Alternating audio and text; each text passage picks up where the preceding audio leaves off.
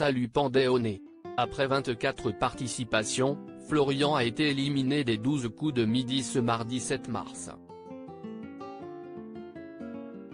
Il a accordé sa première réaction à cette défaite à Télé Loisirs. Moins performant, moins concerné, moins dedans. Depuis quelques émissions, Florian, le champion des 12 coups de midi semblait en bout de course. Ce mardi 7 mars, Julie, concurrente du jour, s'est engouffrée dans la brèche en choisissant Florian en duel.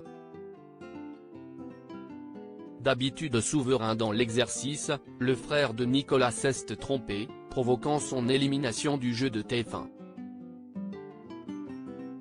Il repart avec une étoile mystérieuse découverte et une cagnotte globale de 95 838 € de gains et de cadeaux.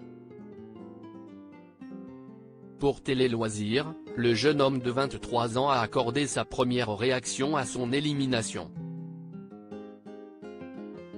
Je ne me sentais plus bien. Télé Loisirs, que s'est-il passé aujourd'hui? Florian, mon élimination englobe beaucoup de facteurs. Il faut prendre en compte qu'en plus du stress, j'étais éloigné de ma famille et de ma petite amie. Le matin de mon élimination, je suis arrivé au studio en petite forme. J'étais plutôt fébrile et triste.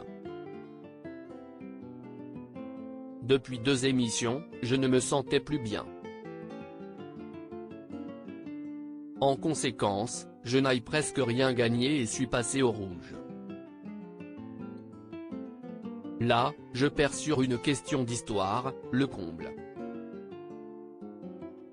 D'habitude, je cherchais le piège, là j'ai été vers l'évidence et j'ai perdu. Qu'avez-vous ressenti au moment de votre élimination? J'ai ressenti un énorme soulagement.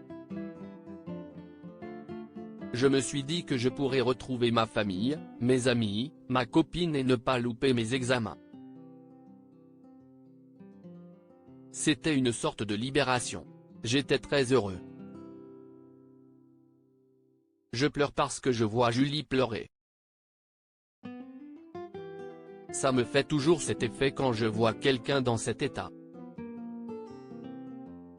En revanche, en sortant du plateau, j'ai fondu en larmes. La pression accumulée s'est évacuée. Tout le monde est venu pour me serrer dans ses bras. Julie, responsable de votre élimination, a-t-elle eu un mot pour vous en coulisses? Elle m'a pris dans ses bras. Je suis très content d'avoir perdu contre une femme comme elle, avec une telle gentillesse. Nous sommes toujours en contact. Son métier d'éducatrice d'enfants sourds m'a énormément touché aussi et se relie un peu au mien, comme je travaille aussi avec des personnes sourdes et aveugles. Je me suis dit que ça serait cool que ce soit elle qui reste. J'ai pu me prouver que je pouvais gagner. Imaginiez-vous pouvoir mener un tel parcours? On ne s'attend jamais à ce qu'il peut nous arriver dans la vie. Je peux avoir un accident de voiture, je ne m'y attendrai pas non plus, il rit. Je pensais, sans vouloir me vanter, que je pourrais gagner un peu, mais je ne pensais pas rester 24 émissions.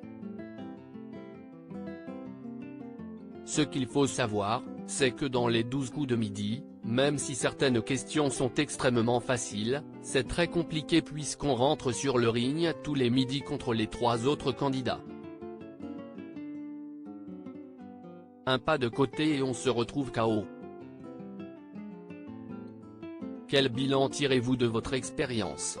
J'ai pu me prouver que je pouvais gagner et combattre le stress qui m'habite au quotidien, même si, j'arrive à la combattre et à le cacher. J'ai surtout pu montrer à moi-même que j'avais des connaissances que je pouvais sortir quand on les appelle. C'était une superbe expérience. Tout le monde est super accueillant. Johan, qui s'occupe des maîtres de midi, est une perle aussi. Et puis, c'est le meilleur rapport volume horaires-argent que je pourrais faire de ma vie. Il rit, avez-vous envie de participer au combat des maîtres?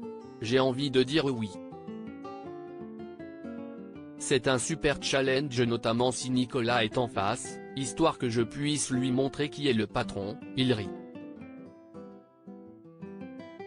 Ça risque d'être compliqué face aux grands champions, je vais devoir réviser.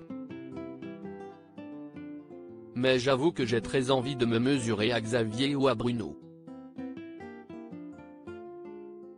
À lire aussi ce n'est pas la voiture qui m'intéresse, Florian, les 12 coups de midi, révèle l'étonnant cadeau qu'il souhaitait remporter dans l'étoile mystérieuse.